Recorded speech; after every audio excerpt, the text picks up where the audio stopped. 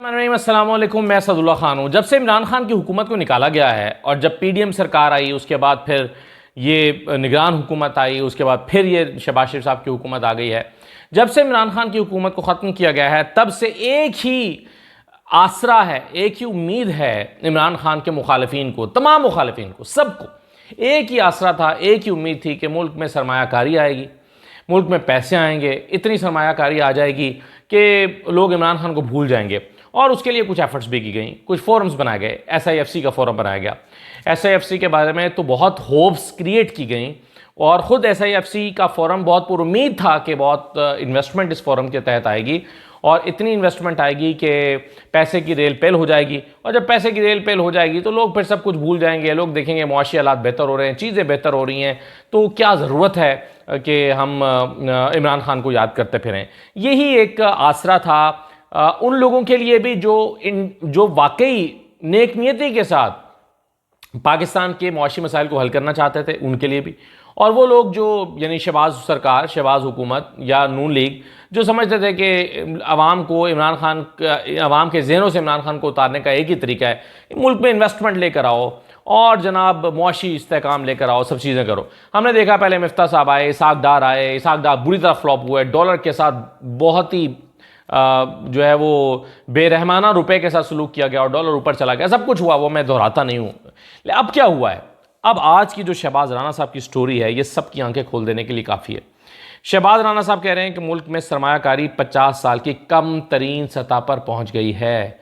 कम तरीन, 50 साल की कम तरीन सतह पर। अच्छा, वो क्या कह रहे हैं? वो कह रहे हैं कि सरमायाकारी का जो हदफ था वो मुकर्रर किया गया था 15.1% की इतनी सरमायाकारी, GDP का 15.1% जो है वो सरमायाकारी आएगी, लेकिन हासिल कितना हुआ? 13.1%, 13.1% सरमायाकारी सिर्फ आ सकी है। अच्छा, ये 13.1% कितनी है या कितनी कम है? तो देखिए, ये इतनी कम है कि आखिरी बार 1973-74 में, 1973-74 में सरमायाकारी की शरह जो है वो 13.2% रही थी। 13.2%। यानी इससे पहले जो लोएस्ट थी वो 13.2% थी 73 में, और उसके बाद अब जो सरमायाकारी है वो कम तरीन सतह पर आई है 13.1%। और बावजूद इसके कि SIFC ने कोशिशें की हैं, बावजूद इसके कि SIFC का क़याम अमल में आया है, SIFC के होने के बावजूद और SIFC की कोशिशों के बावजूद और सऊदी अरब के साथ मीटिंग्स के बावजूद और UAE के साथ, आज शहबाज शरीफ साहब ने UAE गए हुए हैं और UAE में जाकर उन्होंने कहा कि UAE के साथ, और हमने हेडलाइंस भी देखी कि UAE पाकिस्तान में 10 अरब डॉलर की सरमायाकारी करेगा। ये अभी सिर्फ वादा है। ऐसे वादे सऊदी अरब ने एक से ज़ायद बार किए हैं, पहले भी किए थे 3-4 साल पहले, तो ऐसे वादे कई हो चुके हैं। सिर्फ वादा कर देने से सरमायाकारी नहीं हो जाती। किन शोबों में करेगा, कब करेगा, उसका इम्पैक्ट कब आएगा, ये सारी चीज़ें देखने की होती हैं। तो ये जो आज ही खबरें चलती रही हैं, कल शाम से बल्कि खबरें चलती रही हैं, और वो खबरें ये थी कि जी 10 अरब डॉलर की सऊदी अरब UAE पाकिस्तान में सरमायाकारी करेगा। और शहबाज शरीफ साहब ने कहा है कि हमें सरमायाकारी चाहिए, हमें भीख नहीं चाहिए, हमें कर्ज नहीं चाहिए, हम तो आपसे सरमायाकारी चाहते हैं, इन्वेस्टमेंट चाहते हैं। अच्छी बात है, लेकिन इस सब के बावजूद ग्राउंड पर सिचुएशन क्या है? वो वही है जो शहबाज राना की स्टोरी है, जिसमें वो कहते हैं कि सरमायाकारी का हदफ हासिल नहीं हो सका और 13.1 पे गिर गई है। अब आपने इसकी वजूहात को जानना है कि ऐसा हुआ क्यों है। जितनी एफर्ट्स पिछले 1-1.5 साल में की गई हैं सरमायाकारी लाने के लिए, इससे पहले इतनी एफर्ट शायद नहीं की गई होंगी। इन सारी एफर्ट्स के बावजूद सिर्फ 13.1% की सरमायाकारी हुई है। क्या वजह है इसकी? देखें, एक तो मैं आपको बता दूं वजूहात पर जानने से पहले कि IMF ने पाकिस्तान से सरमायाकारी पॉलिसियों से मुतलिक सवाल किया है। यानी बजट तो IMF ने अप्रूव करना है, इसमें तो कोई दूसरी राय नहीं है। हम जो चीज़ें देंगे IMF अप्रूव करेगा, तो वो कैबिनेट अप्रूव करेगी, आगे जाएगा, तो ही हमें लोन मिलेगा, तो ही IMF से प्रोग्राम मिलेगा। IMF से प्रोग्राम लेने के लिए ज़रूरी है कि हम IMF की शराइत को माने, यानी IMF जैसा बजट हमें कहे वैसा बजट हम दें, IMF हमारे बजट को अप्रूव करे ताकि हमें आगे जैसे लोन मिल जाए। ये होना है। अब IMF ने सवाल किया पाकिस्तान से सरमायाकारी की पॉलिसियों से मुतालिक, आपकी इन्वेस्टमेंट की पॉलिसी क्या है? अच्छा, अब जो आ जाते हैं ज़रा 3 बुनियादी वजूहात जिसकी वजह से सरमायाकारी का यह हदफ हासिल नहीं हुआ और जिसकी वजह से हमें सरमायाकारी में के शोबे में बड़ी मार पड़ रही है। देखें, इसमें बुनियादी जो चीज़ है वो है कि टैक्स से मुतालिक हुकूमती पॉलिसीज़ क्या हैं। हुकूमती पॉलिसीज़ टैक्सेस से मुतालिक या ऐसी वो सख्त हैं कि जिसकी वजह से लोग जो हैं वो सरमायाकारी नहीं कर रहे। तो टैक्स के का निज़ाम या सरमायाकारों के लिए टैक्स की पॉलिसीज़ ये एक बड़ी रुकावट हैं जिसकी वजह से सरमाकारी नहीं आ रही। दूसरा, मैन्युफैक्चरिंग सेक्टर के साथ जो तासुबाना रवैया इख्तियार किया जा रहा है। हमने देखा कि जो मैन्युफैक्चरिंग सेक्टर है उसको माजी में मराहत दी जाती रही हैं, एक पाकिस्तान के एक्सपोर्ट्स को बढ़ाने के लिए भी कोशिश की जाती रही है। आप जब यहाँ पर इंडस्ट्रियल जोन बनाते हैं तो आपको ख़ास किस्म की टैक्स छूट देना पड़ती है।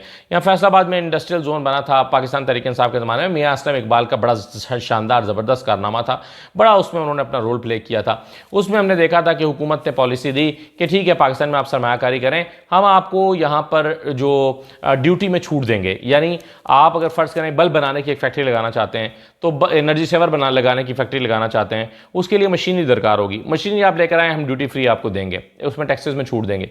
उससे फ़ायदा क्या होगा? उससे फ़ायदा ये होगा कि लोकल प्रोडक्शन होगी, लोकल प्रोडक्शन होगी, आपकी इंपोर्ट बचेगी। जब आपकी इंपोर्ट बचेगी, आपका सरमाया बाहर नहीं जाएगा, आपका ज़र मुबादला बाहर नहीं जाएगा, आपके डॉलर्स फ्लाई नहीं करेंगे और यहाँ पर एम्प्लॉयमेंट भी जनरेट होगी। यही वजह है कि फैसलाबाद पूरा इतनी एम्प्लॉयमेंट जनरेट हुई थी कि वहाँ पर लेबर की शॉर्टेज हो गई थी। ये इन्हीं वजूहात की बिना पर हुआ था।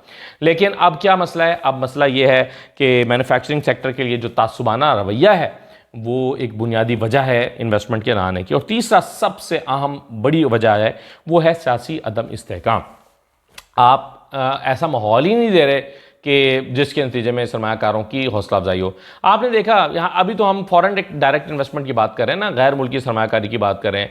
जो मुल्की सरमायाकार हैं वो इतना अपसेट हैं कि अपना सरमाया लगाने को तैयार नहीं है। आपने देखा पिछले दिनों आरिफ हबीब साहब ने क्या कहा था? आरिफ हबीब साहब ने कहा था कि भाई अडयाला में बैठे हुए शख्स के साथ हाथ मिलाएं ताकि माहौल बेहतर हो, और माहौल बेहतर होगा तो हम कारोबार करेंगे, ये उन्होंने कहा था। लेकिन उनकी बात को संजीदा नहीं लिया गया क्योंकि हमारे यहाँ अनाएँ बड़ी हैं, ज़िद बड़ी है। ख्वाजा आसिफ जैसे लोग फ़ौरन ताने मारना शुरू कर देते हैं, ओ देखो एनआरओ मांग लिया, एनआरओ मांग लिया। तो जब ऐसा माहौल होगा तो सरमायाकारी नहीं करेगा। वो सोचेगा कि मैं अपने क्यों ऐसे जगह पर पैसे लगाऊं जहाँ कुछ पता ही नहीं है। फिर देखिए आप सरमायाकार को क्या पैगाम दे रहे हैं? आप सरमायाकार को कह रहे हैं कि इस्लामाबाद जैसा शहर, ब्लू एरिया जैसा मरकज़ी इलाका इस्लामाबाद का, वहाँ पर एक राह चलते शख्स को कोई भी एक ख्वाजा सरा आकर मुंह पर ब्लेड मार के उसका ज़ख्मी कर सकता है। आपने तो वो तस्वीरें नहीं देखी होंगी, मैंने देखी हैं और मैं आपको दिखा नहीं सकता। वो यूट्यूब पॉलिसी के अगेंस्ट जाएंगी, मैं आपको दिखा नहीं सकता।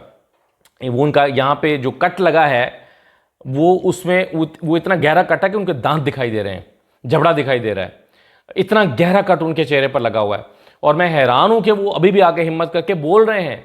शायद वो जब स्टिचेस लगते हैं तो वो एक दो दिन सुन रहता है, शायद उनको इतना ज़्यादा तकलीफ का एहसास ना हो रहा हो, पेन किलर्स भी ले रहे होंगे, मेडिसिन ले रहे होंगे, लेकिन वो बोल रहे हैं, हिम्मत कर रहे हैं। मैं हैरान हूँ। वो जो कट मैंने देखे हैं उनकी तस्वीरें फ़ौरन बाद की जो देखी ऑपरेट होने से पहले, स्टिचेस लगने से पहले, और पहले उनको अंदर से स्टिचेस लगाए गए हैं, फिर बाहर से स्टिचेस लगाए गए हैं ताकि वो अंदर का हिस्सा पहले जोड़ा गया। तो इस तरह करके उनको ऑपरेट किया गया। और ऐसा शख्स, यानी जब आप ये पैगाम देते हैं सोसाइटी को कि यहाँ पर इस्लामाबाद जैसे जगह पर कोई भी आपको आकर चेहरे पे कट मार के चला जाएगा और उसको पुलिस इतनी नाअहल है कि वो 48 घंटे, बल्कि अब 48 से भी ज़्यादा 55-60 घंटे हो गए, उसको इतने टाइम गुजरने के बावजूद भी इसके क्लू तक नहीं ले सकेगी और ये तक नहीं बताएगी कि हम इस पर काम कर रहे हैं, हम करीब पहुंच गए हैं, या हमने पकड़ लिया है, या हमने कुछ लोगों को उठाया है। जियो फेंसिंग जैसी चीज़ें हैं, फिर कम्युनिटी की मदद ली जा सकती है, बेशुमार चीज़ें की जा सकती हैं, लेकिन नहीं करेगी पुलिस। तो जब आप ये पैगाम देते हैं लोगों को कि इस तरह होगा, तो फिर आप जो है वो यकीनन सरमायाकारों की हौसला अफजाई नहीं करेंगे क्योंकि वो माहौल ही नहीं है। आप देखें आज इमरान रियाज खान आए हुए थे, मसलन इमरान रियाज खान ने कहा कि जी मुझ पर जो है वो फ़लाँ फ़लाँ, इतने मुज़िका खेज़ पर्चे उनके ऊपर हुए हैं, और तौहीन आईजी का भी पर्चा है उनके ऊपर, तौहीन आईजी का भी पर्चा है। तो बल्कि आप सुन ही लीजिए मुख्तसर सी बातचीत जो इमरान रियाज खान ने की थी, फिर मैं मज़ीद बात करता हूँ। देखिए, जो मुझे आज समझ आई है, दो चीज़ें हैं। एक तो वो तौहीन आईजी वाला एक मुकदमा है, उसमें कोई 15 बंदे और इन्वॉल्व हैं, उनमें से सिर्फ मेरा अकेले का नाम ECL पे है। हालांकि मैं अकेला ही ऐसा हूँ जिसको अदालत ने जमानत कंफर्म की है इस बुनियाद पे कि इसी अजीब सा बनाया हुआ है, बाकी किसी का नाम ECL में नहीं है। दूसरा, अभी कोई एजेंसियाँ कोई रिपोर्ट दे रही हैं, वो हम पढ़ के देखते हैं कि मैंने कहाँ बम रखा है, क्योंकि इससे पहले मैं पुलिस वालों को बम मारते हुए भी पकड़ा गया हूँ एक केस में। मैंने कोई पुलिस वालों को पेट्रोल बम बना के मारे थे, और कुछ इस तरह की चीज़ें भी मैंने की थी, और वो डंडे भी मैंने पुलिस वालों को मारे थे। मुझे पता चला एक माह पहले, मेरे ख्याल में 1-1.5 माह पहले मुझे पता चला। फिर मुझे उसमें भी इन्होंने काफ़ी दिन अंदर रखा है। तो अब ये देखते हैं कि आप मेरे पे क्या डालते हैं। मैं रॉ का एजेंट हूँ, मैंने कोई बम रख दिया है, किसी जगह पे मैं दहशतगर्दी कर रहा हूँ, किसी चीज़ में इन्वॉल्व हूँ। एजेंसियों की जो रिपोर्टें हैं वो अदालत में भी जमा हो जाएंगी, हमें भी मिल जाएंगी, पता चल जाएगा हमने क्या किया। तौहीन आईजी भी है। अब तौहीन आईजी है, देखिए यहाँ सबकी तौहीन होती है। तौहीन के लिए नया कानून भी ला रहे हैं। अगर तौहीन नहीं होती ना तो पाकिस्तान की आवाम की नहीं होती। वो बेचारे वोट किसी और को डाल के आते हैं, डब्बे से किसी और की पर्ची निकल आती है।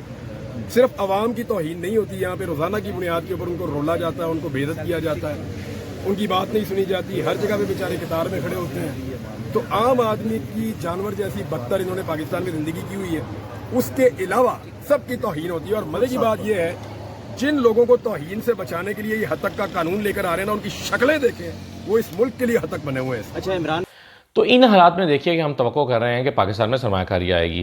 क्या आप नहीं समझते कि MBS क्यों पाकिस्तान नहीं आए?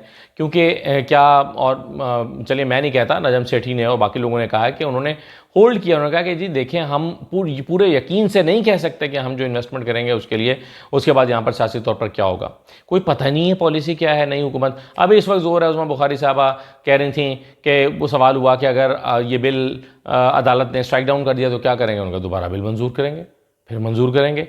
तो आपकी पूरी सक्सेस इस बात पे लगी हुई है कि जी हमने एक बिल पास करना है और सबको ठोक ठाक देना है, ठीक है, हमारा ये मतवा नज़र है और हमारा ये टारगेट है। बाकी माहौल देना, एनवायरनमेंट देना, लोगों को पकड़ धकड़ की, यानी फ़ज़ा को बरकरार रखना और लोगों को एक बेचैनी में मुब्तला रखना, तो सरमायाकारी तो भाई इससे नहीं आएगी।